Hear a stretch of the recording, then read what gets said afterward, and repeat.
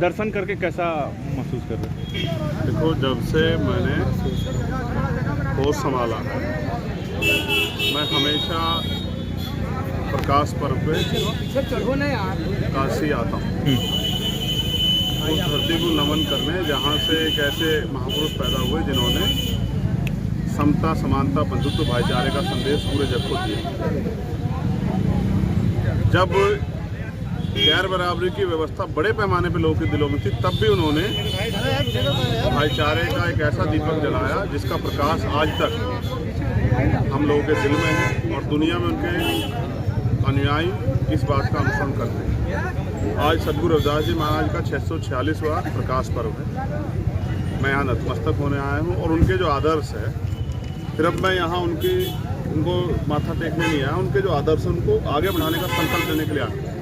हर साल मैं आता हूँ, संकल्प लेता हूँ और पूरे साल उस जो आशीर्वाद, जो ताकत, जो बल पैदा होता है उसके जरिए पूरे साल बिना रुके हम और हमारे साथी, हमारे नेतागण बिहार में आज़ाद समाज पार्टी के दिन रात मेहनत करते हैं, जिससे कि हम उनके आदर्शों को जल्दी से जल्दी अंतिम व्यक्ति तक पहुँचा पाएँ और उनके आदर्शों का लाभ, उस विचार को सशक्तिकरण मिलकर उस आदर्शों का लाभ समाज में रहने वाले अंतिम पायदान पे जो व्यक्ति उसको भी मिल सके। समाजवादी पार्टी के अखिलेश यादव कहते हैं कि वर्तमान सरकार को देखते हुए कि हाँ, वर्तमान सरकार हमें शूद्र मानती है, मंदिरों में जाने से दर्शन करने के लिए रोकती है। क्या मानते हैं इसको? अब ये तो आपके सामने, यहाँ तो देश के राष्ट्रपति को भी जाति की वजह से मंदिर में जाने के लिए रोक दिया जाता है। बाबू जगजीवन राम अपने समय के बड़े मंत्री रहे, चोटी के नेता रहे, लेकिन उनको भी जब उन्होंने यहीं बनारस में संपूर्णानंद जी की मूर्ति का जब उद्घाटन किया तो उनको जो है उसको बाद में वो गंगा जल गोमूत्र धो के ये हमें एहसास कराया जाता है कि देश में जो जाति व्यवस्था बनी है उस जाति व्यवस्था के आधार पे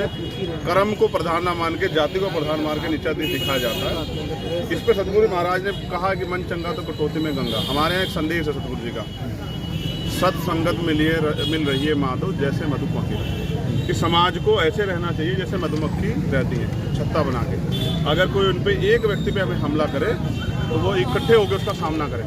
धीरे धीरे हम लोग प्रयास कर रहे हैं कि समाज संगठित हो और मेरा मानना है आज की जो संख्या है 10-15 लाख से पार है।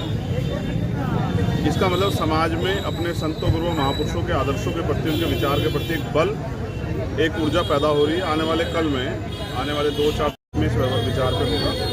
और बीजेपी आरएसएस के लोगों को मेरा ये संदेश है, आज़ादी से पहले हमें पढ़ने का अधिकार नहीं था इतने बड़े पैमाने पर, लेकिन अब हमें पढ़ने का अधिकार है। अब बीएचयू में भी हमारे लोग पढ़ रहे हैं, डीयू में भी, जामिया में भी, जेएनयू में भी हमारे लोग पढ़ रहे हैं। दुनिया की अच्छी अच्छी यूनिवर्सिटियों में हमारे लोग पढ़ रहे हैं।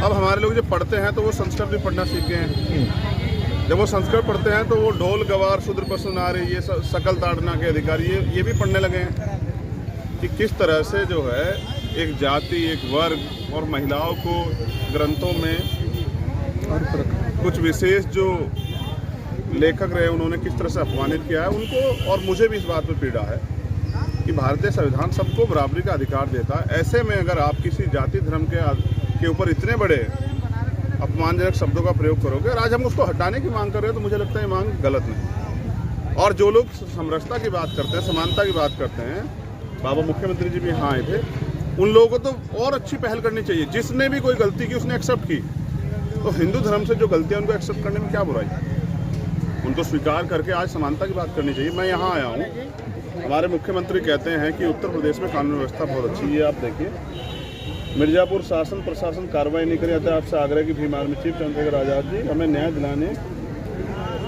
दिलाएं। दुखिया गीता देवी, उनको ये एहसास होगा कि मैं यहाँ आ रहा हूँ। वो यहाँ मुझे रास्ते मिली, उनके साथ रेप हुआ है, लेकिन FIR मैंने देखी, वो छेड़खानी में लिखी गई और फिर भी कोई गिरफ्तारी नहीं हुई है। ये कानून व्यवस्था उत्तर प्रदेश में चल रही है। कल रात में आया था, रात को 2 बजे मेरे गेट के बाहर जहाँ मैं रुका था, वहाँ 2 पीड़ित परिवार खड़े थे। एक की ज़मीन का मामला है, वो प्रशासन गुहार लगा सके, दूसरे के बच्चे की हत्या हुई है और कोई कार्रवाई नहीं हो रही। ये स्पष्ट करता है कि दलितों का, पिछड़ों का, आदिवासियों का और अन्य धार्मिक अल्पसंख्यकों का उत्तर प्रदेश में रहना दुभर हो गया है। उनके साथ हत्या और अपराध जब हो रहे हैं तो भी कार्रवाई नहीं हो रही है। तो न्याय, मैंने कल भी कहा कि यहाँ बीजेपी के नेताओं की चौखट पे दम तोड़ दो। बीजेपी के नेता अगर कोई अपराध करता है कोई कार्रवाई नहीं होती है, और अगर आम आदमी कुछ मुंह से बोल भी रहा है तो उस पर जबरन मुकदमे लगा के जेल भेजा जा रहा है। इस लोकशाही की उम्मीद जिन लोगों ने शहादतें दी देश को बनाने के लिए, देश को आज़ादी दिलाने के लिए, उन्होंने भी नहीं की होगी। तो आज ये जो जंगल राज चल रहा है, इस पे हमारी आपत्ति है कि जंगल राज सुधारा जाए। सरकार सबकी होती है। मुख्यमंत्री जी बताएं कि जिस प्रदेश में दलितों के साथ इतना अन्याय हो रहा हो, उस प्रदेश में वो सद्गुरु रविदास जी महाराज को आके नमन करके और बड़े बड़े गुणगान करते हैं, तो ये कहाँ सत्य है? सरकार है जिन्होंने दिल्ली में सद्गुरु रविदास जी महाराज के 600 साल पुराने गुरु घर को कुचलवाया, और हमने 5 लाख से ज़्यादा लोगों ने आंदोलन करके 96 लोग हम लोग जेल में रहे, लाठियाँ खाई, तब जाके आज तक भी हमारा गुरु घर इन्होंने वापस नहीं किया। ये दिखावे के लिए सद्गुरु रविदास जी महाराज का सम्मान करते हैं, ये हमारी वोट को लूटना चाहते हैं। अब हम लोग बेवकूफ़ नहीं रहे हैं, अब इनकी झूठी बातों में नहीं आएंगे। अब इनको सबक सिखाने के लिए हमारा समाज तैयार हो रहा है। हमें जो थोड़े बहुत अधिकार मिले आरक्षण के रूप में, एसटी एक्ट के रूप में, उनको ये लोग लूट रहे हैं, बर्बाद कर रहे हैं। सारी सरकारी नौकरियां खत्म कर दी। युवा कहाँ जाएगा इस प्रदेश का? मुख्यमंत्री बताएं कोई भर्ती बिना पेपर लीक के हुई है आज तक? और जो 68,000 शिक्षक भर्ती में दलित पिछड़े वर्ग के बच्चों का हक अधिकार छीन लिया, उसको कौन साफ करेगा? आपने माना कि घोटाला हुआ तो उस वो जो मंत्री जो शिक्षा मंत्री, उसको जेल क्यों नहीं भेजा? उस पर मुकदमा क्यों दर्ज किया?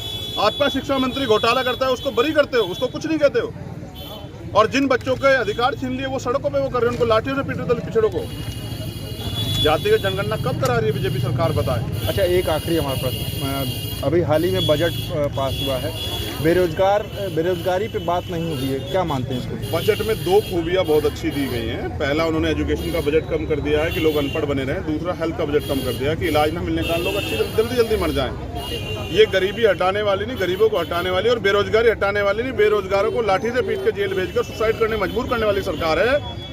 जिस दिन इस देश का बेरोजगार खड़ा हो जाएगा, इस सरकार को उल्टे पैर भागना पड़ेगा। मेरी बात को आप याद रखें। 2024 में अभी हम लोग जातिगत जनगणना पे एक बड़ा आंदोलन जो है पूरे प्रदेश में और देश भर में करने वाले हैं, हर जिले जाके।